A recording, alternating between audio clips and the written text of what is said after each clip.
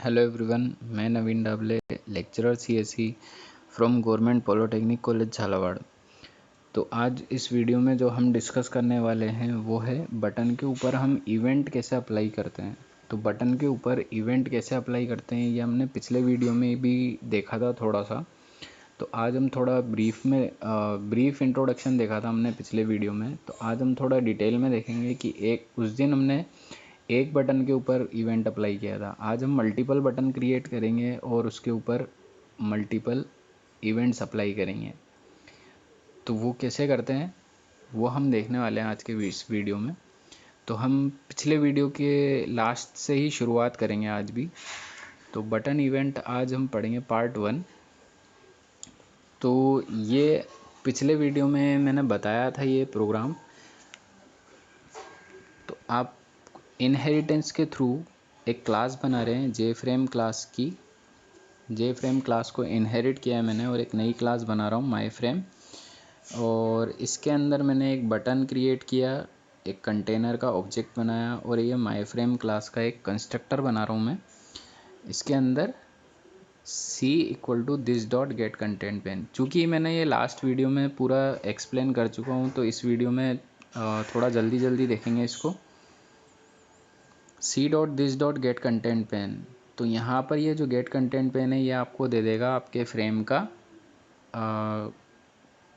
Container, मतलब content pen आपको दे देगा ये, और वो चला जाएगा आपके सी में। कंटेंट पेन का ऑब्जेक्ट दे देगा जो आपके चला जाएगा सी में। फिर सी डॉट सेट लेआउट ये मैंने नल कर दिया यहाँ पर। इसके बाद मैंने बटन की लोकेशन और साइज डिसाइड कर दिए। चूँकि यहाँ पर जो मैंने दिस यूज़ किया है ये मैंने इसलिए यूज़ किया है क्योंकि जो मेरा फ्रेम जनरेट हो रहा है वो मेरा एक्शन डेमो क्लास के अंदर हो रहा है। जब मैं यूज़ कर रहा हूँ my frame f equal to new my frame, तो यहाँ पर जो मेरा, चूँकि ये दूसरी क्लास में जनरेट हो रहा है इसलिए मैंने यहाँ पर यूज़ किया है दिस। इसके बाद सी डॉट ऐड बटन। तो ये मैंने मेरे कंटेंट पेन के अंदर मेरा बटन ऐड कर दिया है। ये जो c dot add content pen लिख रहा है राइट में, तो ये लाइन यही है, तो ये दोबारा नहीं है। इसके बाद दो करली ब्रेसेस हैं और ये एक्शन डेमो क्लास बना रखी है जिसके अंदर मैंने मेरे फ्रेम को क्रिएट कर रखा है, उसका टाइटल डिफ़ाइन कर रखा है, विजिबिलिटी उसकी डिफ़ाइन कर रखी है, set default close operation use किया हुआ है और मेरे फ्रेम की लोकेशन और साइज डिसाइड की हुई है। इसके बाद हमने देखा था ये जो आउटपुट है इसका वो कुछ इस तरह का था। ये एक एक्शन डेमो टाइटल सेट हो गया मेरा फ्रेम का और ये बटन बन गया जिसके ऊपर मेरा मैसेज है क्लिक। तो ये आउटपुट था मेरे उस प्रोग्राम का जो मैंने पीछे अभी आपको बताया है। इसके बाद मैंने देखा था कि जैसे हम इवेंट अप्लाई करते हैं तो मैंने आपको बोला था कि सबसे पहले आपको क्या करना है, इम्प्लीमेंट एक्शन लिसनर। तो एक्शन लिसनर मैंने यहाँ पर इम्प्लीमेंट कर दिया। इसके बाद चूँकि सारे जो इवेंट्स हैं वो हमारे होते हैं इवेंट क्लास के अंदर, तो आपको वो क्लास इंपोर्ट करनी पड़ेगी।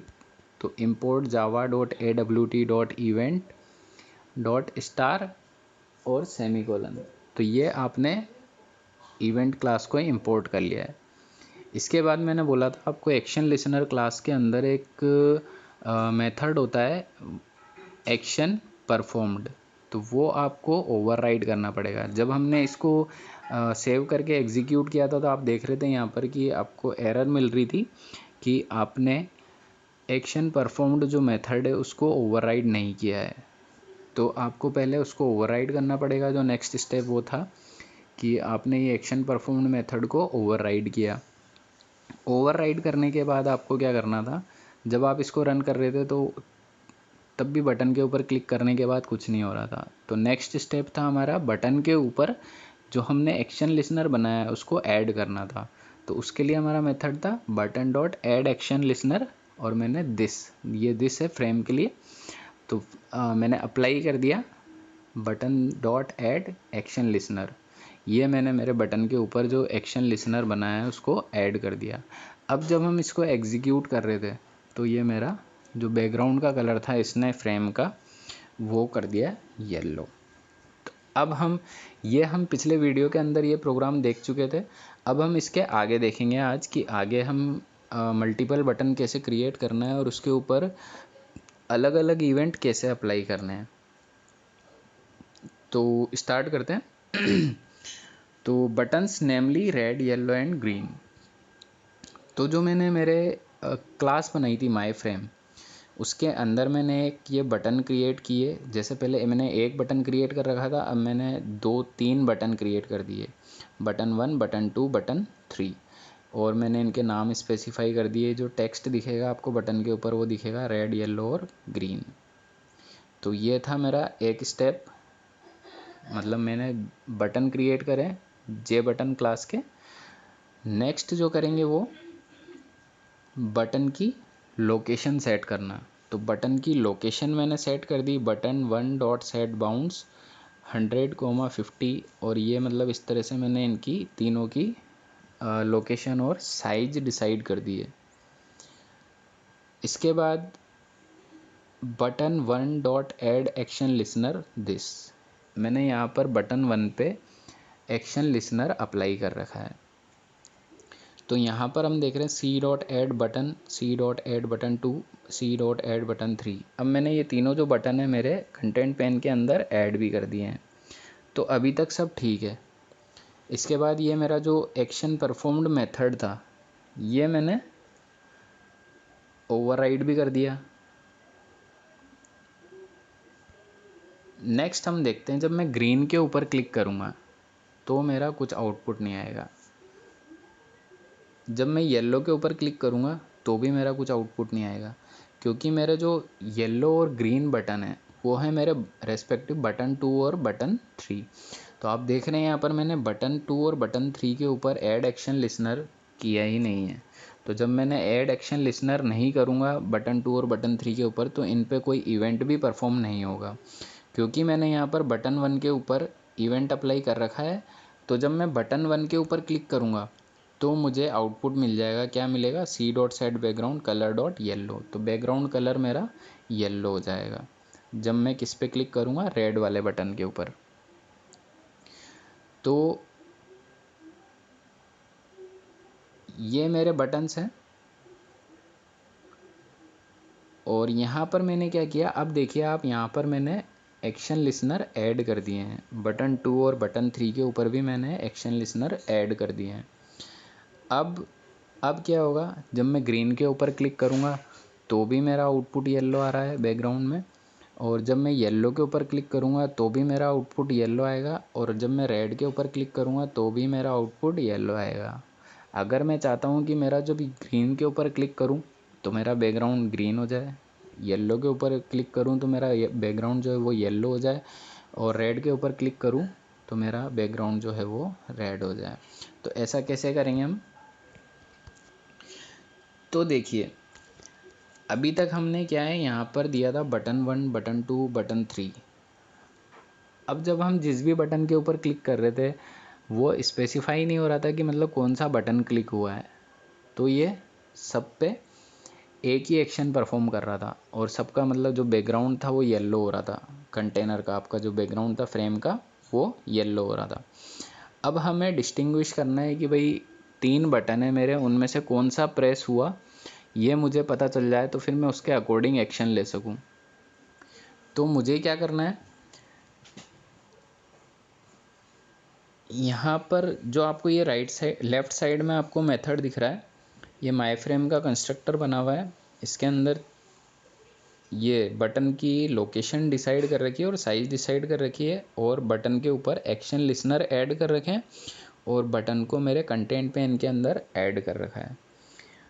तो ये चीज़ कर रखी है। इसके बाद अब मेरे को डिस्टिंग्विश करना है कि 3 बटन में से कौन सा प्रेस हुआ, ताकि मैं उसके अकॉर्डिंग मैं एक्शन परफॉर्म कर सकूं। तो उसके लिए मैं यूज़ करता हूं यहाँ पर, जैसे कि आपको दिख रहा है इफ़ 3 इफ़ लगा रखे मैंने, क्योंकि मेरे 3 बटन यूज़ कर रखे मैंने। तो यहाँ पर मैंने किया if e dot get source equal to button 1। तो ये जो ई डॉट गेट सोर्स है, ये मेथड मुझे रिटर्न करेगा अगर बटन 1 प्रेस हुआ होगा। तो ये मेरी जो कंडीशन है ये हो जाएगी ट्रू। तो जब ये कंडीशन ट्रू होती है तो मुझे उसके अगेंस्ट क्या एक्शन लेना है, c dot set background colour dot red. तो अगर मेरा बटन 1 प्रेस होता है तो मेरे को कर देना है कलर, जो बैकग्राउंड कलर है वो मुझे रेड करना है। फिर if e dot get source equal to button 2, तो अगर मेरा बटन 2 प्रेस होता है तो मुझे बैकग्राउंड जो है वो येलो कर देना है। अगर मेरा बटन 3 प्रेस होता है तो मुझे जो बैकग्राउंड है वो ग्रीन कर देना है। अभी हम देखते हैं इसका आउटपुट क्या आएगा। तो जैसे कि आप देख रहे हैं कि यहाँ पर मेरा जो बटन है ये ग्रीन पे मैं क्लिक कर रहा हूँ, तो जो बैकग्राउंड है वो मेरा क्लिक करते ही जो बैकग्राउंड है मेरा वो हो गया ग्रीन। इसके बाद जब मैं येलो के ऊपर क्लिक करूँगा तो मेरा बैकग्राउंड हो जाएगा येलो। इसके बाद जब नेक्स्ट मैं रेड के ऊपर क्लिक करूँगा तो मेरा बैकग्राउंड हो जाएगा रेड।